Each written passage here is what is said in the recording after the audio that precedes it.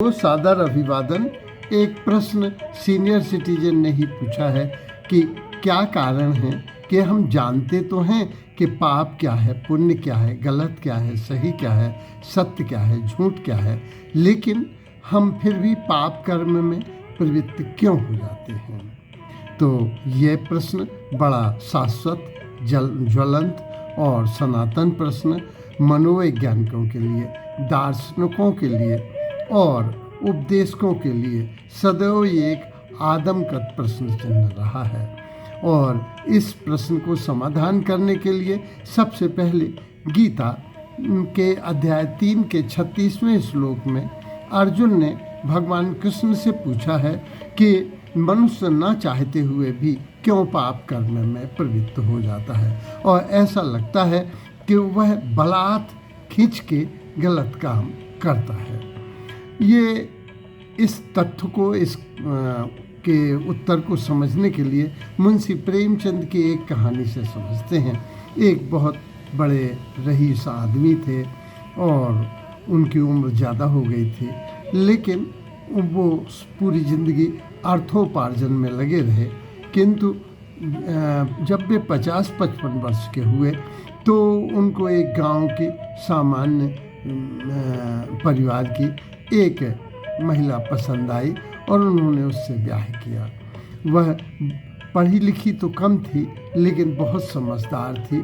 वह आई और अपने साथ अपना खुरपा और हंसिया भी ले आई, तथा वो मोटा खाती रही और मोटा पहनती रही, लेकिन उसके विचार बड़े सात्विक थे।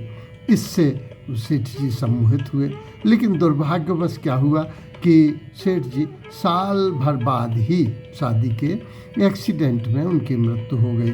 और बहुत बड़े मिल, फैक्ट्री और उद्योगों के, दुकानों के, होटलों के मालिक वह अनपढ़ गांव की स्त्री उनकी मालिक हुई। उनके अंडर में लगभग 25-30 मुनीम काम करते थे। तो जो हेड मुनीम था उसको मुख्तियार आम या अटॉर्नी जनरल के पावर उन्होंने, सेठ जी ने दे ही रखे थे। जो जैसा था वैसा ही आगे चला। लेकिन उन मुख्य मुनीम को ये लगा कि ये गांव की 2 मोटी झोटी रोटी खाती है, मोटा पहनती है, इसको इतनी रईसियत की जाए, मेरा बेटे को रईस होना चाहिए। तो वे सेठ जी की जायदाद को बेचते और अपने नाम अथवा अपने बेटे के नाम प्रॉपर्टी खरीदते। चूँकि वो बहुत सीधी सच्ची थी, तो नौकरों ने उसे सूचना दी कि बड़े मुनीम बेईमानी कर रहे हैं। तो उन्होंने मुनीम जी से कहा कि देखिए, मुझे तो 2 रोटी खाना है और बहुत मोटा पहनना है, और मेरा हंसिया भी सुरक्षित और खुरपी भी है, मेरी चिंता मत करना, लेकिन मैं चाहती हूँ कि सेठ जी का नाम बना रहे, सेठ जी का ये बोर्ड, जो साइन बोर्ड है, ये सदैव चमचमाता रहे। अब वो विदा हुए, लेकिन नाम तो अमर रहे। लेकिन मोह बस फंसे हुए मुनीम जी सब, अब वो पुराने जो कागजात थे, फाइलें थीं, उनको वह डुबोना चाहते थे, नष्ट करना चाहते थे। एक रात बहुत पानी बरसा, भादों की रात थी, अमावस्या थी, बहुत पानी बरसा। तो जिनको छोटे छोटे कागज़ के लिए नौकर रहते थे उठाने के लिए, उन्होंने पूरा गट्ठर फाइलों का उठाया और अपने सर पर लादा और जमुना जी में डुबोने ले जा रहे थे। बीच बीच में उनको आता भी कि ये मैं गलत कर रहा हूँ। बिजली चमकती जिसमें रोशनी में उनको पगडंडी भी दिख जाती, लेकिन फिर अंधेरा हो जाता। फिर वो सोचते, नहीं, उसे क्या ज़रूरत, मेरे लड़के को इसकी ज़रूरत है, और वो चले जाते। फिर वो जमुना जी में उसको डुबोते हैं। फिर बिजली कौंधती है। फिर उन्हें सत्य का भान होता है कि ये गट्ठर में डुबो रहा हूँ, ये डूब नहीं रहा है, वस्तुतः ये तो मेरे सर के ऊपर सदैव लदा रहेगा, ये पाप का है। तब तक एक मुर्दा आके बह जाता है, तो वो सोचता है इसी तरह मुझे भी मर जाना है। बिजली की चमक में उसने मुर्दे को देखा, वैराग्य का भाव आया, सत्य का भान हुआ, लेकिन फिर अंधेरा हो गया और उसको ये लगा कि मेरे पुत्र को, मुझको ये प्रॉपर्टी का मुझे मालिक होना चाहिए। और उन्होंने उसको डुबो दिया। तो मुंशी प्रेमचंद अंत में लिखते हैं कि बुरे से बुरे आदमी में भी बिजली की चमक की तरह आत्मा की एक आवाज़ होती तो है, एक कौंध आती तो है, लेकिन वो उसको अनसुना कर देता है। इस तरह से हम ये देखते हैं कि मनुष्य को आत्मा की आवाज़ को अनसुना वो तत्काल सुख के लिए कर देता है। मैंने भी एक को बकरा काटते हुए देखा, तो वो बलि चढ़ा रहे थे। हमने उनसे कहा कि इस दुनिया के सबसे बड़े विगत सदी के दार्शनिक खलील जिब्रान ने लिखा है कि जिस नियम के तहत तुम इसे काट रहे हो, आज कमज़ोर गर्दन सशक्त हाथों में है, कल तुम्हारी गर्दन इनके हाथों में होगी और इसी नियम के तहत तुम काटे जाओगे। तो वो कहता है कि जब काटे जाएंगे, अभी तो फिलहाल आनंद लेने दो। तो आज का सुख उसे भविष्य के दुख से ज़्यादा महत्वपूर्ण आज का सुख दिखाई देता है। भविष्य बोले कौन जाने क्या होता है। तो तत्काल सुख को, तत्काल की सुविधा को वह पहले ध्यान देता है। तो ये ज्ञान होना दूसरी बात है, सूचना होना दूसरी बात है, पर बोध अलग बात है, क्योंकि अभी बोध नहीं हुआ था। आचार्य रजनीश ने भी एक बड़े अच्छे उदाहरण के द्वारा समझाया है कि हमारा चेतन मस्तिष्क बर्फ की सिल्ली की तरह पानी में उभरता एक अंश है, 9 अंश उसके अवचेतन मस्तिष्क में रहते हैं। और हमारे क्रोध, करुणा, राग, द्वेष, मन, बुद्धि, अहंकार ये अवचेतन मस्तिष्क में रहते हैं। हमारे भाव, संवेग अवचेतन मस्तिष्क में रहते हैं। चेतन मस्तिष्क तो मात्र 10% ही रहता है, 90% हमारे कार्य व्यवहार उसी से प्रभावित होते हैं। उन्होंने एक उदाहरण दिया कि एक लड़का सामने एक बुढ़िया के रहता था। वो बुढ़िया बड़ी रईस थी, ब्याज पर रुपए देती थी, बड़े क्रूअल ढंग से अपना ब्याज वसूल करती थी। बार बार वो खिड़की से देखता, 2 मंजिले पर उसका मकान था, कि ये बुढ़िया बहुत अत्याचार कर रही है और इसका कोई है भी नहीं, लेकिन उसे क्रोध भी आता, लेकिन वो दबा लेता कि मुझे क्या करना है। इस तरह उस बुढ़िया के घर के सामने बहुत से लोग पिटते कि तुमने अभी तक क्यों नहीं दिया, और वो बड़े महंगे ब्याज पर देती। तो ये बार बार देखता, इसे क्रोध भी आता। एक समय इम्तहान की फीस जमा करना थी, घर से मनी अदा आ नहीं पाया, तो उस बुढ़िया के पास गया। तो वो बोली कि हम उधार तो देंगे, लेकिन अपनी घड़ी तुम दे दो। तो वो बोला घड़ी तो इम्तहान चलना है, मुझे टाइम की ज़रूरत है, कितने बजे जगना है, अलार्म लगाना है। तो बुढ़िया ने उसे मना कर दिया और उसमें विवाद हो गया। और वो क्रोध जो अवचेतन मस्तिष्क को सा दबा था बरसों का, एकदम उभर के आ गया और उसने उस बुढ़िया की हत्या कर दी। इस तरह से अवचेतन वो पछताया भी बहुत कि मैंने ये क्या कर दिया, मेरा इम्तहान आ गया, मैं गरीब घर का लड़का, मैंने ये क्या कर दिया। लेकिन अवचेतन मस्तिष्क से प्रभावित होता है। एक महाभारत में अर्जुन को भी मोह आया था, पहले अध्याय में आया है। लेकिन वो कहते हैं कि तू बरसों से युद्ध, मानसिक युद्ध लड़ रहा है, कभी तेरा अपमान हुआ, कभी कोई बात हुई, तो युद्ध कोई एक दिन में आया है, लेकिन मानसिक तू क्षत्रिय है, तेरा मूल स्वभाव जाग उठता है। तो अवचेतन मस्तिष्क वस्तुतः बहुत प्रभावित होता है। तो गीता में इसका समाधान आया है कि वो कहते हैं कृष्ण उसी प्रश्न के समय के क्यों बलात् वह पाप कर्म में अर्जुन के प्रश्न का उत्तर देते हैं।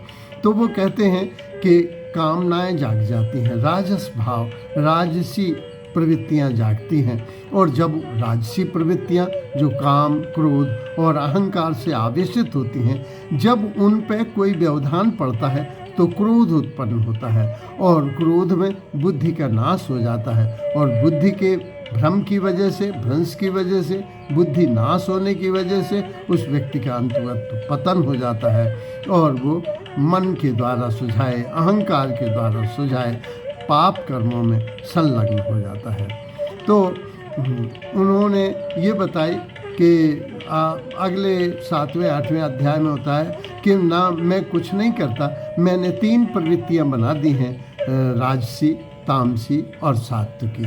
तो जो सात्विकी प्रवृत्तियाँ ऊपर रहती हैं जिसके, वह पाप कर्म में संलग्न नहीं होता, और जिसकी राजसी और तामसी प्रवृत्तियाँ हावी हो जाती हैं, वह जावाली की कथा बड़ी अच्छी पौराणिक कथा है कि जावाली ने बहुत तपस्या की और उसके जाले लग गए, चिड़ियों ने घोंसले लगा दिए, तो करुणा और दयावश वह निरंतर उसमें लगा रहा। तो उसको जब उसकी अंडे बन गए और अंडे से बच्चे निकल आए, तब उसने अपनी समाधि तोड़ी, क्योंकि उसकी गोद में कुछ मकड़ जाल लग गए थे, कुछ पक्षियों ने अंडे दे दिए थे। तो जब वो चले गए, इतनी घनघोर तपस्या की, तो जावाली को लगा कि मैंने खूब तपस्या की। तब आकाशवाणी हुई कि अरे तुमने क्या तपस्या की है? तपस्या तो तुलाधर वैश्य ने की है। तो इन्होंने कहा ये तुलाधर वैश्य कौन है, उससे मिले। तो आकाशवाणी हुई कि बनारस में एक परचूनी की दुकान खोले हुए है और उसका पता। ये गए तो कोई उस सेठ को डांट रहा था, कोई तुलाधर वैश्य को नाराज हो रहा था, कोई उसकी प्रशंसा कर रहा था, लेकिन तुलाधर वैश्य समभाव से लगा हुआ था। तो जैसे ये पहुँचे तो उन्होंने कहा जावाली ऋषि को प्रणाम। तो इनको लगा कि कुछ तो है। उसने कहा ऋषिवर आप बैठिए, मैं थोड़ी देख लूँ। इसमें कोई उसकी प्रशंसा के गीत गाता कि तुम्हारा भाव सही है, और कोई उसको गाली देता कि तुम कम तौलते हो, लेकिन वो हंस के सबको उत्तर देता।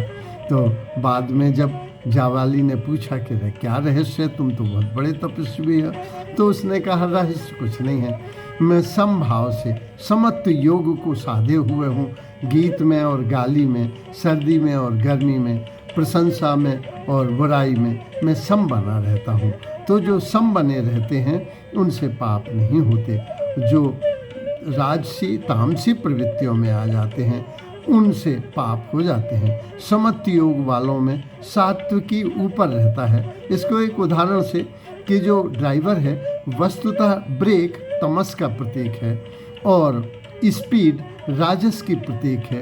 ड्राइवर उन दोनों के बीच संतुलन बैठाता है, तो जो संतुलन बैठाता है उसकी गाड़ी अच्छी चलती है। इसमें सांख्य दर्शन के जो मुनि कपिल हैं उन्होंने बहुत अच्छा बताया। उन्होंने कहा कि प्रकृति, पुरुष और चेतन मिलके जीव बनते हैं। जीव में मन, बुद्धि और अहंकार होता है। मन संकल्प और विकल्प में लगा रहता है, लेकिन इंद्रियों का राजा है। बुद्धि जब सात्विकी प्रवृत्ति में प्रभावित होती है, संचालित होती है, तो राजसी और तमस उससे गवर्न होते हैं। और जब बुद्धि राजसी से गवर्न होती है, सात्विकी दब जाती है, तो तमस प्रभावी होता है। और जब तमस प्रभावी होता है तो अहंकार जागृत होता है। तो तमस और राजस ये काम और क्रोध की उत्पत्ति करते हैं। इस तरह से इसमें अहंकार आ जाता है, मैं और मेरे से प्रभावित है, जो माया और मोह से ग्रसित है। रामचरितमानस में भी आया है, मैं और मोर, तू और तोड़ माया। जो ना अपने स्वरूप को जानता है, न परमात्मा के अस्तित्व को जानता है, वह जीव है। तो जीव इन दोनों के बीच फंसा रहता है। तो कपिल मुनि कहते हैं कि जब बुद्धि ऊपर होती है, बुद्धि नियंत्रक होती है, तो मन और अहंकार दबे रहते हैं। लेकिन जब मन प्रभावी होता है तो माया और मोह, महाभारत में धृतराष्ट्र को यही था, मेरा पुत्र हो। और वो इस गीता के प्रथम